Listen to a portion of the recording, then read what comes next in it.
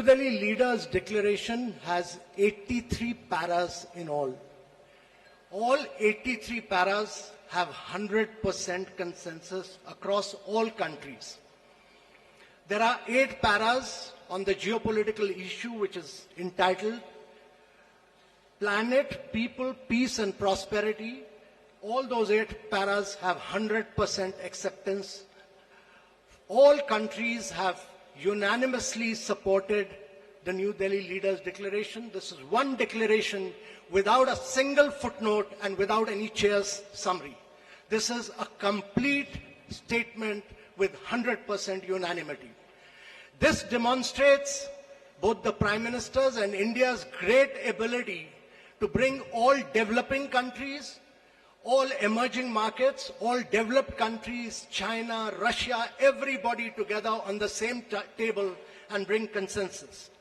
Secondly, this has been the most ambitious presidency in G20's history ever, because the number of outcomes it has, both the outcomes and the annexed documents, are about 112, which is more than 2.5 times which has ever been achieved before.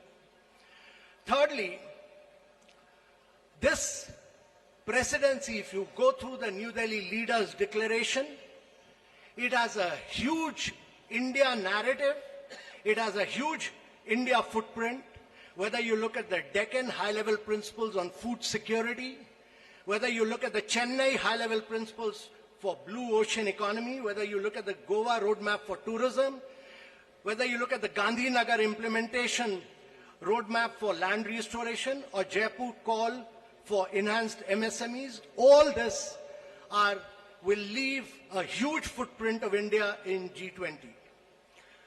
So one of the key achievements to my mind, one is that we've achieved a very major green development pact in today's world of climate action and climate finance. Every single country has come together to focus on green development pact, which has financing, which has focused on global greenhouse gas emission by 43% by 2030, which has a doubling provision of adaptive finance by 2025, which has a global biofuel alliance, which has completely new principles of life for sustainable development, which has ending plastic pollution, which has reducing disaster risk, and a whole lot of other components put together as the Green Development Pact of the leaders of G20 countries for a greener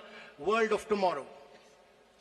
Secondly, there is a huge focus on accelerating progress on sustainable development goals, because the COVID had hit a vast segment of our population. There's a G20 action plan to accelerate progress on SDGs.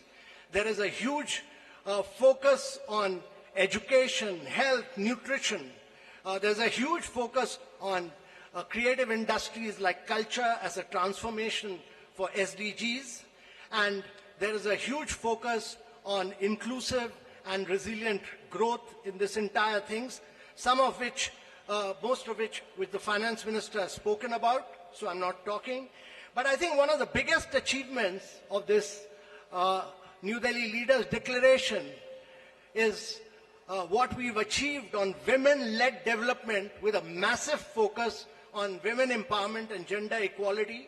And this focuses on reducing labor force participation gap, bridging the gender digital divide. There's a huge focus on gender inclusive climate action.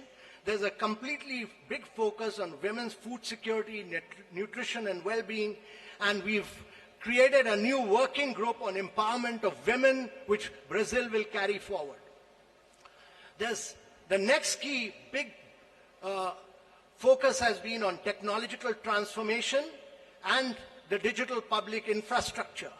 Before we started our presidency, there was a vacuum on the digital world. There was no definition of digital public infrastructure. There was no framework. Both the definition and the framework has been accepted by G20, and for the first time, there is a new financial architecture for digital public infrastructure. There's also a global digital public infrastructure repository. There's a huge new focus. For the first time in the world, the G20 leaders have focused on artificial intelligence. They have focused on cybersecurity. Also, I would say that one of the key aspects of this presidency has been its focus on developing and emerging markets. No document of G20 has had such an immense focus on developing and emerging markets and the voice of the global south as this particular document has. This is a document of the global south. This is a document of the developing countries which came together and spelled out their priorities. And India has been the spokesperson of all the global south and spelled out their priorities in this document. This document also condemns terrorism. It denies terrorist groups safe haven and freedom of operation and many other things.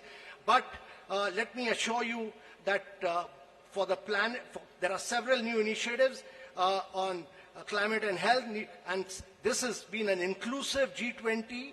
This has been a very a G20 where the leaders give a direction to global agendas, and this has laid the foundation for very bold action.